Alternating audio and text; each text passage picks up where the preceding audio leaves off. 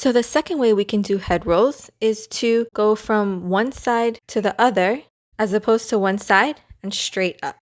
So again, we did these in our warm-ups, but we start from one side, tuck down, looking to the floor, and you're going to swing the head around. This one you want to be careful with. You do not want to tilt your chin up here. You want to find front, or what you're going to look at first, and then take your head straight up. If you tilt the chin at an awkward angle as you try to lift at the same time, you could injure or hurt your neck.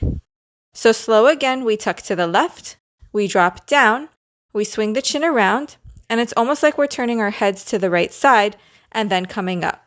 So let's go really slow. Ear to left shoulder, drop down. Think of taking your ear on the right side and your chin like you're going to drop over your shoulder. And that's going to help you start to come up and to the other side. Let's try it going the other way. Nice and tall, stay lifted. We're going to drop our ear to the right side, tuck down, swing around, and then bring yourself up.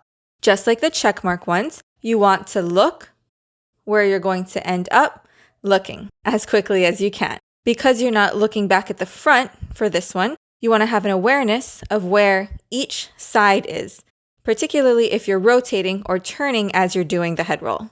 So let's go from left to right a couple times. 5, 6, 7, we go. 1, 2, 3. 5, 6, 7 again. 1, 2, 3. Other side. 5, 6, right to left. 1, 2, 3. 5, 6, 7, and 1, 2, 3. Nice. Now for this one, we're not going to turn. We're just going to use some footwork. We're going to use an angled Suzy Q. So you're going to cross 1, 2, 3. We're going to use our head roll as we take our footwork. So on 1, when you cross, you're going to look towards your left. 1. You're going to start to drop the chin down on 2. And we're going to swing down and to the right. 3. We're going to finish with the Suzy Q. 5, 6, 7 to complete the step. 5, 6, here we go. 1, 2, 3, 5, 6, 7. Other side. So now we're going to tuck to our right, and we'll do this on 5. 1, 2, 3, 5, 6, 7. 1, 2, 3. Again. 1, 2, cross the left. 5, 6, 7. 1, 2, 3. So now we're going to go right to left. So you're going to look to your right first before you tuck down. So it looks like you're going from one side to the other. So we go 5, 6, 7, 1, 2, 3. Again, 1, 2, 3, 5, 6, 7, 1, 2, 3.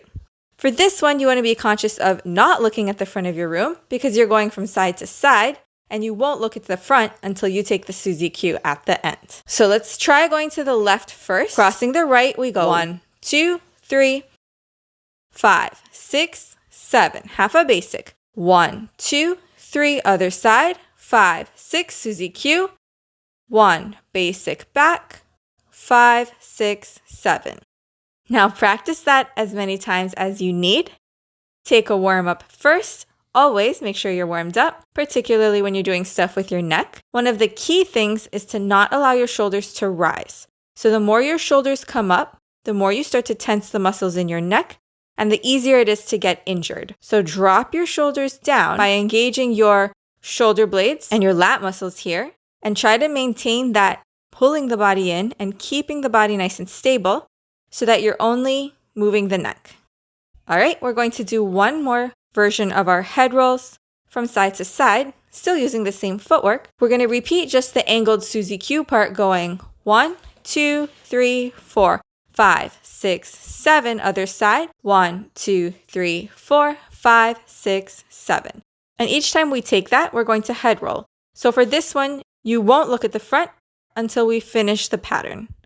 5, 6, 7, we go. 1, 2, 3, again. 5, 6, 7 to the right. 1, 2, 3, 4, 5, 6, basic. 1, 2, 3, 5, 6, 7. So this one is great for that repetition and really focusing on your balance when you move your head because you're constantly switching from one side to the other. Let's try both of them with some music.